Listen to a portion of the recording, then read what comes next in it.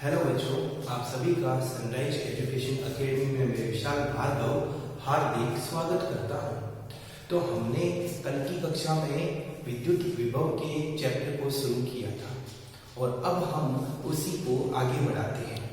तो विद्युत विभव में हमने कल एक रिलेशन निकाला था और वो रिलेशन कुछ ऐसा था, वी ए, ये रिलेशन ये लिख देता हूँ, V A V B minus V A बराबर integration minus E dot D N.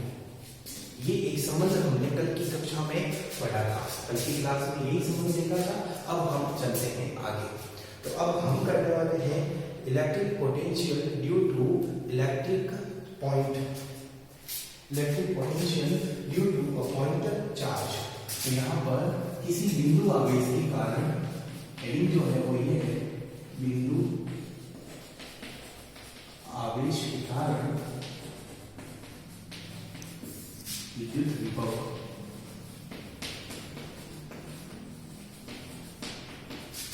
क्या है हेडिंग? इलेक्ट्रिक पोटेंशियल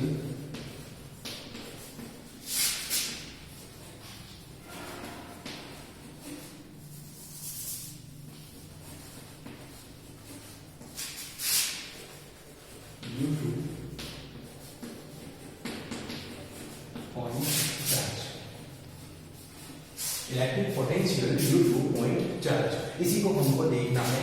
मान लेता हूं मैं यहाँ पर एक बिंदु O है, इसके ऊपर प्लस Q आवेश रखा हुआ है।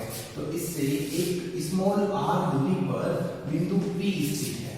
क्या होने वाला कि प्लस Q आवेश को मैंने O पर रखा तो बिंदु R दूरी पर बिंदु P स्थित है, जिस पर विभव मैं जानता हूं।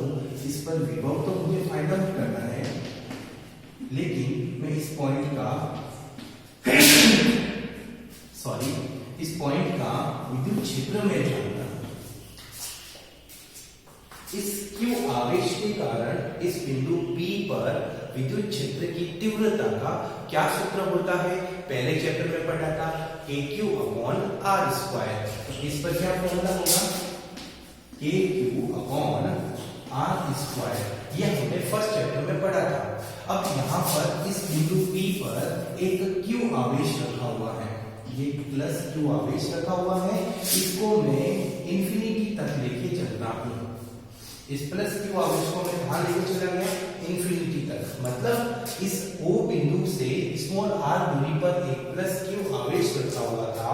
इस प्लस Q आवेश को मैं इस P बिंदु से अनंत लेके जाता हूँ। तो मुझे यहाँ पर कुछ कार्य करना पड़ता है, और कार्य करना पड़ता है तो उस वाले फॉर्मूले से हम इस P बिंदु का विभव निकाल सकते थे। लेकिन हमारा जो टॉपिक है वो क्या है? विद्युत क्षेत्र दे रखा है और इससे मुझे इस P बिंदु पर क्या निकालना है? Vp निकालना है। Vp मतलब इस P बिंदु का आवेश निकालना है। गाड़ी कहां से कहां चल रही है? P से अनंत तक चल रही है। तो मैं यहाँ अनंत तक चल रही है तो क्या लिखूंगा? V अनंत माइनस Vp। जब हमारी गाड़ी A से B तक चलती थी तो हम क्या लिखते थे? Vb minus Va। देखो Vb माइनस Va।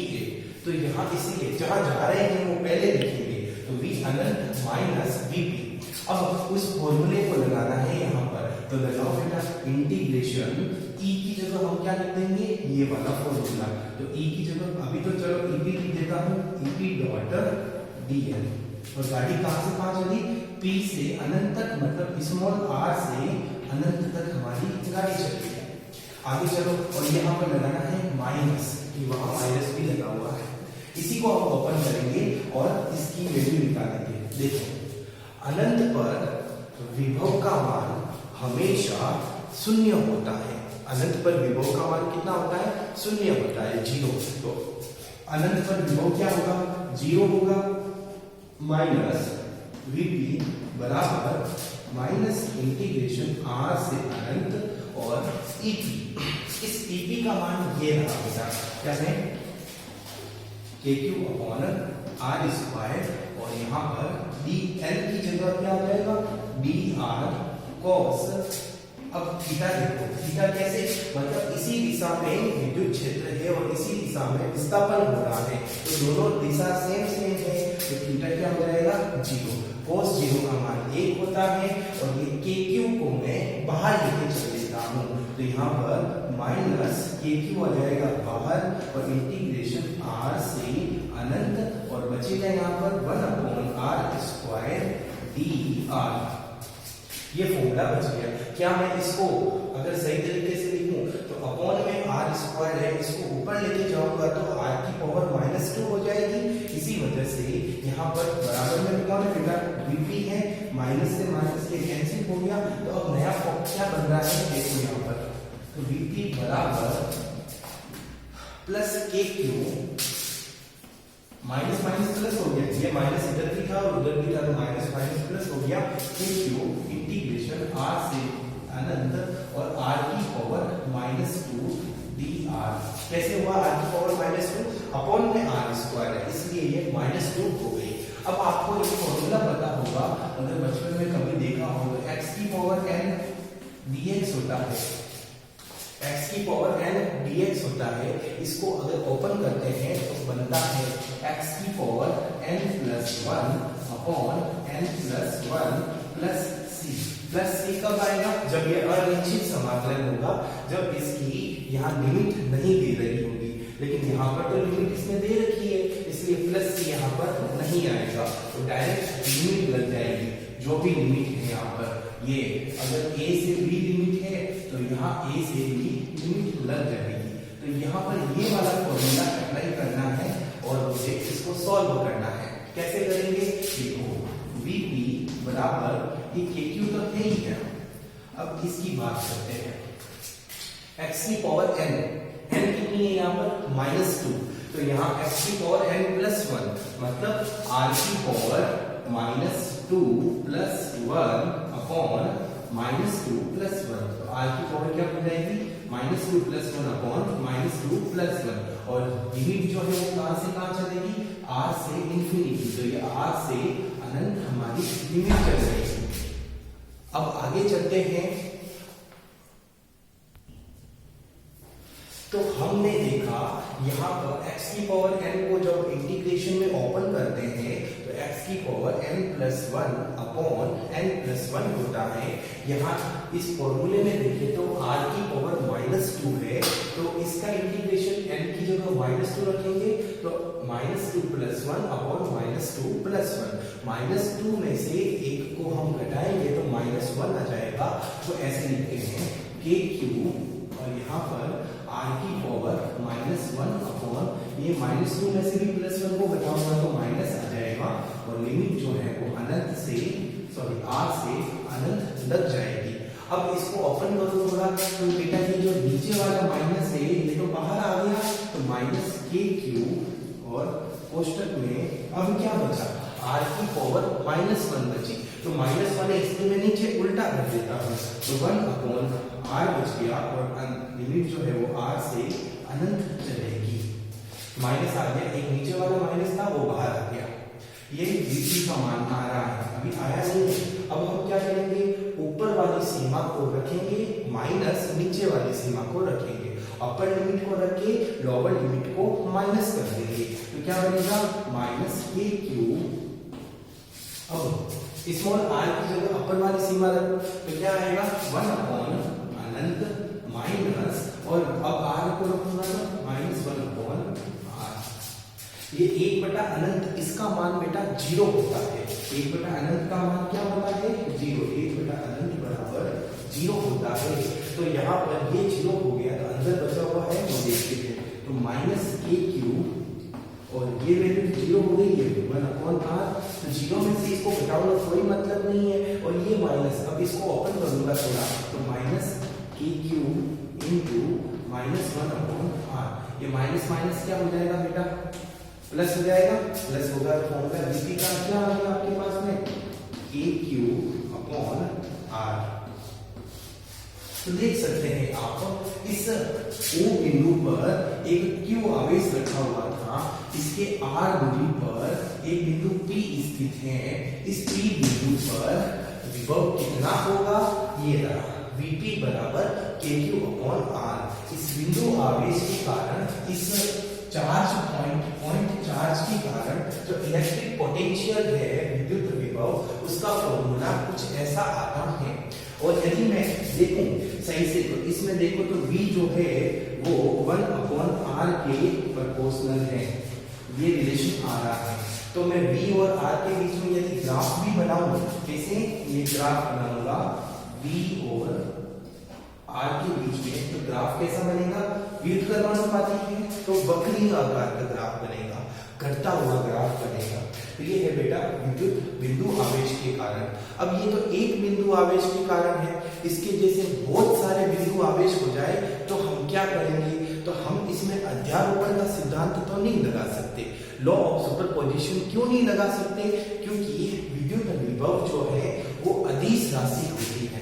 कौन सी राशि है ये विद्युत विभव, अदिश राशि, स्केलर क्वांटिटी। और स्केलर क्वांटिटी में अध्यारोपण का सिद्धांत नहीं लगाते हैं, बल्कि अदिश राशियों को तो कोई लफड़ा ही नहीं है जोड़ने में, ऐसे ही जोड़ देंगे नॉर्मली। तो अगला टॉपिक वही है कि यदि एक से ज्यादा बहुत सारे आवेश हो तो उन बहुत सारे आवेशों के कारण किसी एक बिंदु पर विद्युत विभव हम कैसे ज्ञात करते हैं। आइए देखते हैं, स्क्रीनशॉट ले लो बेटा। तो बेटा अब हम जो शुरू करने वाले हैं वो है एक बिंदु आवेश नहीं है, बहुत सारे बिंदु आवेश हैं जिनको हम बोलते हैं आवेशों का निकाय, सिस्टम ऑफ चार्ज। तो सिस्टम ऑफ चार्ज आवेशों के निकाय के द्वारा जो विद्युत विभव बनेगा वो कैसे आएगा, तो ये चित्र से अपन बना लेते हैं आवेशों का निकाय। सपोज दैट कि यहाँ पर एक बिंदु है,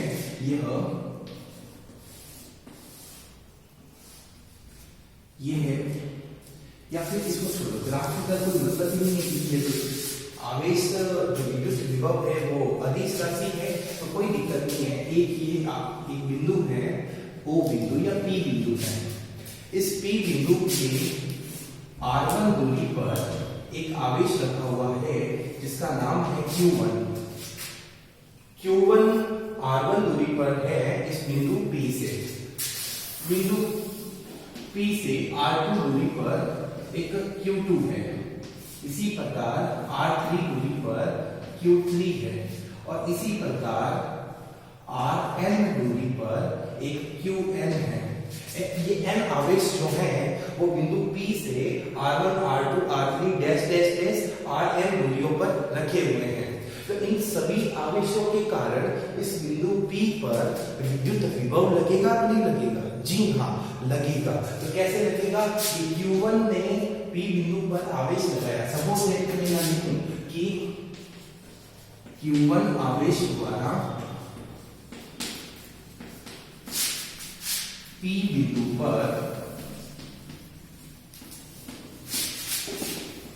विद्युत विभव, नाम दे दिया मैंने बेटा कि Q1 आवेश थोड़ा इधर ले लेगा, ये है Q1 आवेश, इधर भी रख सकते हैं, बोर्ड के हिसाब से मैं चल रहा हूं। तो इसका नाम दे दिया मैंने V1, और V1 का फॉर्मूला क्या हो जाएगा, K-Q1/R1। हमने लास्ट वाला टॉपिक देखा, बिंदु आवेश के कारण R दूरी पर विद्युत विभव का क्या सूत्र आया था, इलेक्ट्रिक पोटेंशियल का, V बराबर KQ/R, यही आया था ना। चूंकि ये Q1 आवेश है इसलिए Q1 लिख दिया, और R1 दूरी पर है, ये R1 दूरी पर है इसलिए मैंने R1 लिख दिया।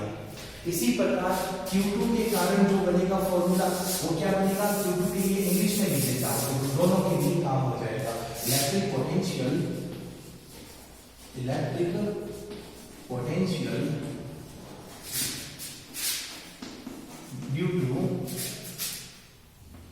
Due two point charge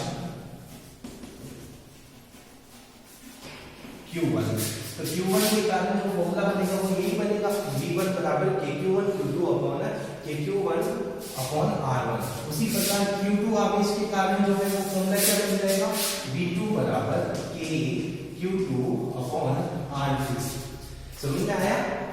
V2 बराबर KQ2 कैसे आएगा, Q2 के कारण इस P बिंदु पर आवेश जो होगा फॉर्मूला KQ2 दूरी जो है R2। इसी प्रकार Q3 के लिए क्या बनेगा, V3 बराबर K Q3 अपॉन R3। तो n के लिए क्या बनेगा? तो फाइनली हम n की बात करते हैं, तो Qn की बात करें तो n के लिए फॉर्मूला बनेगा Vn, ये गाड़ी चलेगी, Vn बराबर K Qn अपॉन Rn, ये फॉर्मूला बनेगा। तो सारों के कारण अलग अलग रूप से विद्युत विभव इस प्रकार लग रहे हैं, V1 V2 V3 V4 dash dash dash Vn। अब हमें तो P बिंदु पर सबका प्रभाव देखना है, इसलिए मैं क्या करता हूं, बिंदु की लाइन लिख देता हूं, बिंदु P पर कुल आवेश, कुल विभव, क्या बोलूंगा मैं, टोटल पोटेंशियल 8.3।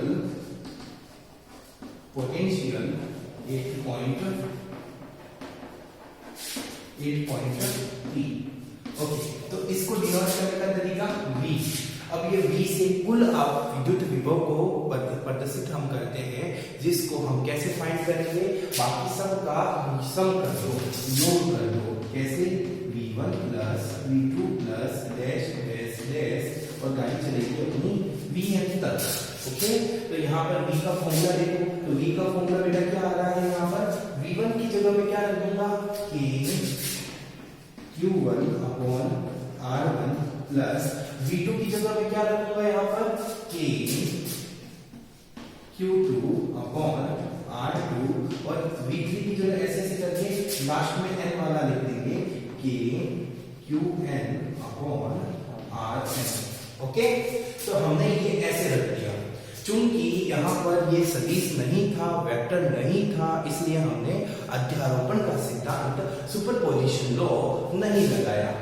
चलो अब हम चलते हैं आगे। अब हम क्या करें, इनमें से ऐसी चीज देखो जो सब में आ रही है, कि ये इसमें भी आ रहा है, इसमें भी आ रहा है और इसमें भी आ रहा है, लेकिन Q1 upon R1, Q2 upon R2, Q3 upon R3 dash dash dash Qn upon Rn, इस प्रकार से ये आएगा और इनका योग होगा।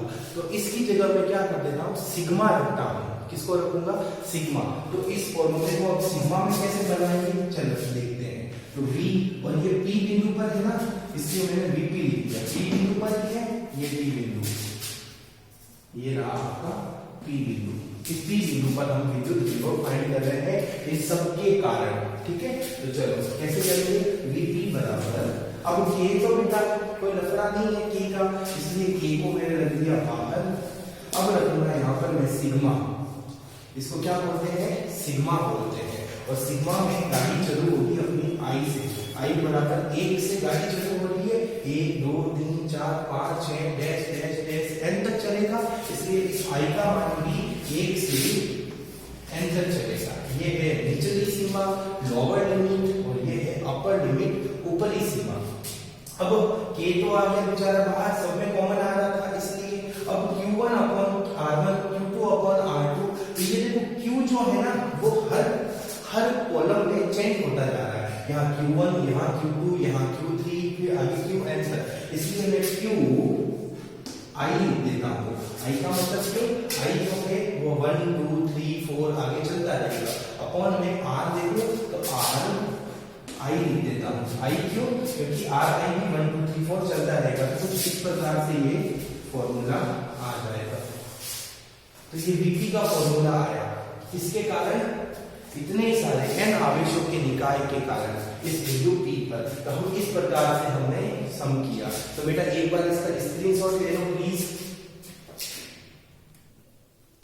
ओके बच्चों, तो हमने आज 2 डेरिवेशन किए, एक तो बिंदु आवेश के कारण विद्युत विभव ज्ञात किया, पॉइंट चार्ज के कारण इलेक्ट्रिक पोटेंशियल फाइंड किया, और एक आवेशों के निकाय के कारण सिस्टम ऑफ चार्ज के कारण हम कैसे विद्युत विभव पोटेंशियल फाइंड करते हैं वो आपको बताया। चूंकि पोटेंशियल जो है विद्युत विभव वो अदिश राशि है, स्केलर क्वांटिटी है, सो हमने क्या किया, नॉर्मली एडिशन कर दिया, नॉर्मल जो गुणा जोड़ बाकी करते हैं ऐसे ही जोड़ा। अब हम करने वाले हैं बात विद्युत विभव, विद्युत द्विध्रुव की, इलेक्ट्रिक डाइपोल। यह वही विद्युत विभव इलेक्ट्रिक डाइपोल है जो आपके फर्स्ट चैप्टर में आया था। फर्स्ट चैप्टर में हमने पढ़ा विद्युत द्विध्रुव के कारण विद्युत क्षेत्र, लेकिन यहाँ पढ़ने वाले हैं विद्युत द्विध्रुव के कारण विद्युत विभव, electric potential due to electric dipole. वहां पढ़ा इलेक्ट्रिक फील्ड। समझ में आई? दोनों चीजें अलग हैं, सो प्लीज कंफ्यूज मत होना। इलेक्ट्रिक डाइपोल के बारे में आप जानते हो, इलेक्ट्रिक डाइपोल कैसा होता है? यहाँ पर सपोज दैट कि माइनस क्यू आवेश है और ये प्लस क्यू आवेश है, और इन दोनों के बीच में ये एक मध्य बिंदु है, इसको बोलता हूं मैं, ये बिंदु O है, और यहाँ पर ये जो दूरी है यहाँ से यहाँ तक ये पूरी दूरी 2a है, तो यहाँ पर ये दूरी जो है बेटा कितनी होगी? a, और ये भी दूरी कितनी होगी? a। पूरी दूरी माइनस क्यू से प्लस क्यू के बीच की दूरी कितनी है आपकी?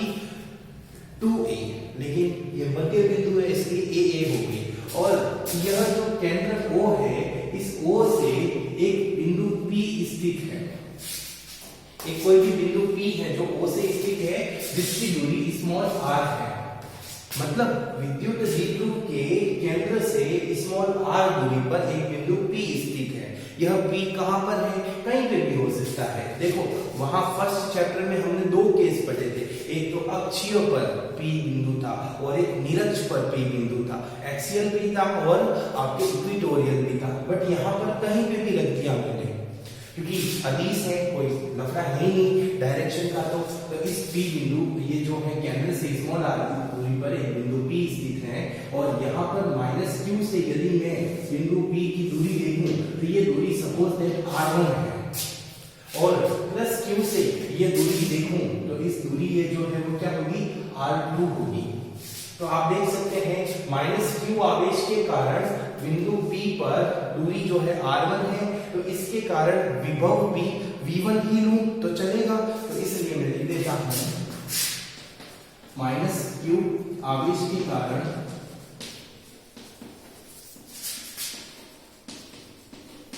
विभव v1 डायरेक्ट ले, विभव की बात कर रहे हैं, नोट्स आपको मिले हुए हैं, बाकी आप समझ सकते हैं। चलो मैं ये भी लिख देता हूं ताकि बच्चे कंफ्यूज हो जाएंगे। विभव v1 का फॉर्मूला क्या हो जाएगा? v का फॉर्मूला होता है सर kq अपॉन r, तो यहाँ पर kq अपॉन r को इसके लिए लगाओ, कैसे लगाएंगे? ये k, अब q नहीं आएगा बेटा, माइनस q आएगा। क्यों आएगा? क्योंकि ये माइनस q पर क्या है, माइनस q अपॉन r में यहाँ पर क्या आएगा? इस q की p से दूरी जो क्या है आपकी r1 है, तो अपॉन में क्या आएगी? r1। ओके, अब देखो, अब आगे, अब हिंदी मीडियम के लिए बात देखी। अब Q2 प्लस Q आवेश के कारण विभव V2 फाइंड करेंगे। ये लाइन में इंग्लिश मीडियम के लिए लिख देता हूं, तो potential due to charge plus Q, कौन सा चार्ज है? Plus Q। कौन सा प्लस Q? ये रहा। इस प्लस Q के कारण जो पोटेंशियल होगा, विभव होगा, उसको मैंने किससे डिनोट कर दिया बेटा? V2 से डिनोट किया, तो ये V2 बराबर फॉर्मूला क्या आएगा? K Q प्लस Q है इसलिए माइनस नहीं आएगा, लेकिन दूरी क्या है प्लस Q की? देख सकते हैं R2 है, इसलिए ये R2 आ गया। तो यहाँ पर V1 और V2 आया। अब इन दोनों को मैं नॉर्मली V बिंदु पर ऐड कर दूंगा, तो अब ऐड तो करूं, लेकिन उससे पहले मैं थोड़ा और समझाऊं कि R1 और R2 को मुझे या तो स्मॉल r या a की फॉर्म में तोड़ना पड़ेगा। उसके लिए मैं क्या करता हूं, चलिए देखते हैं। ध्यान से मेरी बात को आप सुनना कि मैं अब क्या करने वाला हूं। तो ये जो कोण है ना, ये हॉरिजॉन्टल अक्ष है, और केंद्र से थीटा कोण पर r दूरी पर एक बिंदु P स्थित है। ये कोण कितना होगा आपका? थीटा कोण होगा। अब इस थीटा कोण है, तो इस बिंदु से यदि मैं इस लाइन पर एक लंब डालता हूं, लंब का मतलब परपेंडिकुलर, इस बिंदु से यदि मैं इस लाइन पर, ये जो लाइन है ना OP वाली लाइन, इस पे लंब डालूंगा तो लंब कुछ ऐसा आएगा। ये लंब आया, M नाम दे दिया, M बिंदु पर लंब आया। लंब आने की वजह से क्या होगा कि यह जो स्मॉल r, ये PM जो है वो बराबर होगा किसके? PQ के। बात समझ में आई? मैं क्या बोलने वाला हूं, यहां पर ध्यान से सुनिएगा कि मैंने नाम दे देता हूं, सपोज दैट इसको ए नाम दे दिया और इसको बी नाम दे दिया। तो बी बिंदु से यहां पर ये लिख रहा हूं, बी बिंदु से इस पर लंब डाला आपने ओपी पर, ओपी पर कहां पर लंब गया, एम बिंदु पर लंब डाला। Draw a perpendicular line from point B to OP at a point M. मतलब जो एम बी है ना, ये एम बी बेटा क्या है, लंब है। इसी वजह से यहां पर ये दूरी बहुत दूर है, तो जो पीएम होगा, जो पीबी होगा वो पीएम के बराबर हो जाएगा। पीबी कौन सा, ये जो पीबी यहां से यहां तक ये दूरी पीबी R2 है ना, ये बराबर होगी किसके बराबर होगी, पीएम के बराबर हो जाएगी। ठीक है, कोई दिक्कत नहीं है। तो अब हमें ज्ञात करनी है ये पीएम कितनी है। तो ध्यान से सुनिए, ये जो आपको एक त्रिभुज दिख रहा है, इस त्रिभुज में आप थीटा है और लंब है, तो ये जो होगा वो 90 डिग्री का कोण बनाएगा।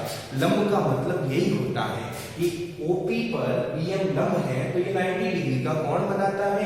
90 डिग्री के सामने वाला कौन होगा बेटा, कर्ण होगा, हाइपोटेनियस। और ये जो है, अगर मेरे पास में ओएम पता लग जाए, मुझे कैसे भी करके ओएम पता चल जाए, तो पूरी पीओ जो है वो आर है, उस आर में से मैं ओएम को माइनस कर दूंगा, तो बचेगा कौन, ये पीएम बच जाएगा। और यही पीएम पीबी के बराबर है।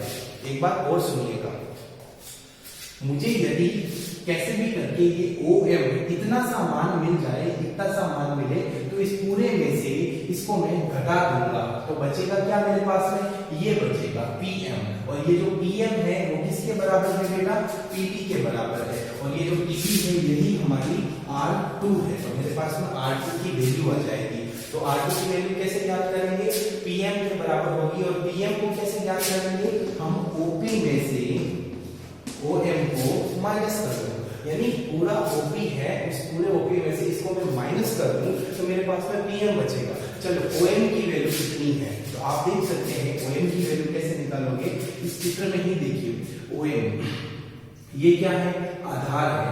यहाँ पर इसको मैं डायरेक्ट सपोज ऐसे बनाऊंगा, ये है आपका 90 डिग्री वाला M, और ये है O, और ये है B। और ये जो वैल्यू है OB कौन सी, ये A है। मैंने इस चित्र को ऐसे बना दिया खड़ा करके, तो ये कर्ण है और आपको ये फाइंड आउट करना है। तो आधार और कर्ण में कौन रिलेशन बताता है, आपका cos थीटा बराबर होता है आधार बटा कर्ण। तो cos थीटा है यहाँ पर, और आधार को हमें ज्ञात करना है OM, और कर्ण क्या है बेटा, A है। तो OM की वैल्यू जो है वो क्या आ जाएगी, A को उधर भेजेंगे तो A cos थीटा।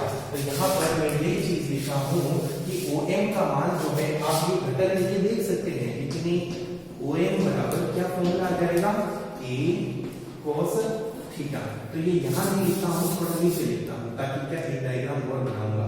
तो चूंकि यहाँ पर, चलो यही लिख देता हूँ, चूंकि OM बराबर क्या होता है, A cos थीटा।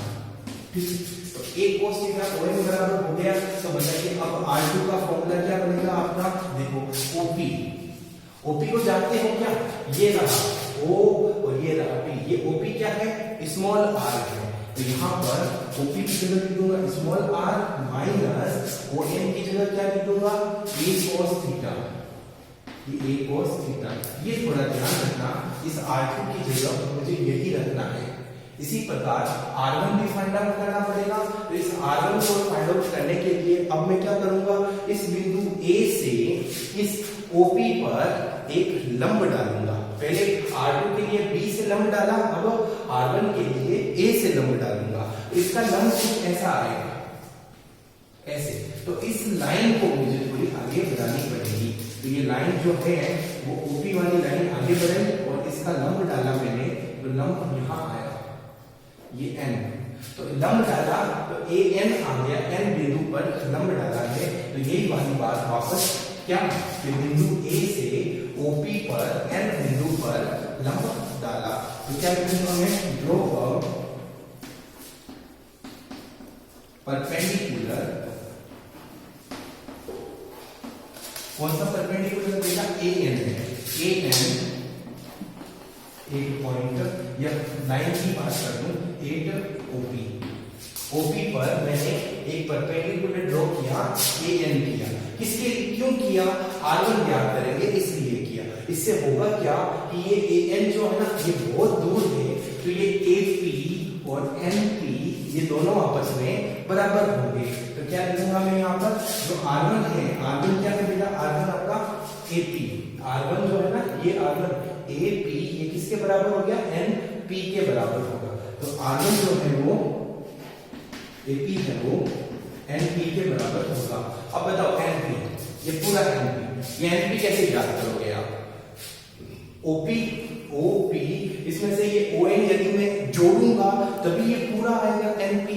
तो यहाँ पर NP है, इसको ज्ञात करने के लिए ये OP में NO को मुझे जोड़ना पड़ेगा। तो क्या लिखूंगा मैं यहाँ पर, NP कैसे ज्ञात करेंगे, OP में मैं ON को जोड़ूंगा। चलो जोड़ तो लेंगे, लेकिन OP तो मैं जानता हूँ कि O और P ये पूरा R है, लेकिन ON को मैं नहीं जानता, इसलिए मुझे पहले ON ज्ञात करना पड़ेगा। ON ज्ञात करूंगा तो बेटा ये थीटा है, तो ये कोण कितना होगा, थीटा होगा, वर्टिकली ऑपोजिट एंगल, शीर्षा बिंदु कोण, तो ये थीटा है और ये कोण 90 डिग्री है, ये कोण 90 डिग्री है। तो यहाँ पर OM जैसे आपने फाइंड किया वैसे ही OM फाइंड करेंगे, तो ON भी कैसे आएगा आपका, देख सकते हैं ये 90 डिग्री, 90 डिग्री के सामने वाला हाइपोटेनियस कर्ण होता है और ये आधार है। तो आधार बटा कर्ण किस में आता है, कोस थीटा में। तो कोस थीटा बराबर आधार बटा कर्ण। तो यहाँ पर कोस थीटा बराबर आधार क्या है बेटा, ON है, और कर्ण जो होता है 90 डिग्री के सामने वाला कर्ण होता है जो A है। तो आप बता सकते हो ON का फॉर्मूला कैसे आ गया, A cos थीटा। तो यहाँ पर क्या किया मैंने, जिस प्रकार OM आया था A cos थीटा, उसी प्रकार ON भी क्या होगा, A cos थीटा। तो यहाँ पर वैल्यू बन जाएगी हमारी, तो यहाँ पर R1 की वैल्यू जो है, R1 का फॉर्मूला क्या बन जाएगा, OP तो है बेटा R प्लस, अब यहाँ पर ON क्या है, A cos थीटा। तो ये R1 आ गया। तो हमने क्या किया, V1 के लिए, V1 के केस में R1 थोड़ा अलग आ रहा था, इसलिए R1 का मान हमने निकाल दिया R plus A cos theta, और V2 में R2 का मान अलग आ रहा था, इसलिए R2 का मान R minus A cos theta.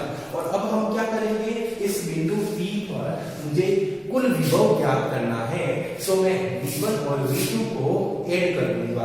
तो यहाँ पर वही चीज लिखने वाला हूं, क्या लिखूंगा, बिंदु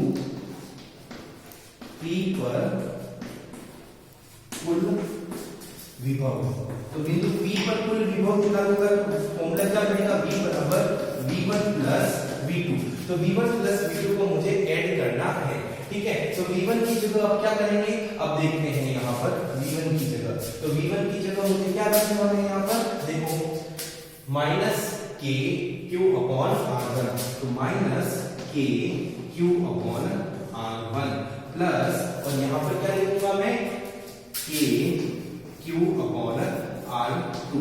देखो बेटा स्पेस नहीं है, इसलिए प्लीज स्क्रीनशॉट ले लो आप एक बार, फिर थोड़ा ऊपर से साफ करके मैं यहाँ पर इसको आगे करता हूँ। स्क्रीनशॉट ले लीजिए, इसको हम आगे से शुरू करेंगे, ऊपर वाली चीज को मैं हटा देता हूँ।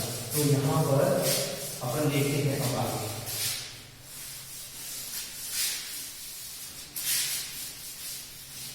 ये R1 और R2 की वैल्यू तो हमें चाहिए होगी, इसलिए मैं यहाँ लिख देता हूँ।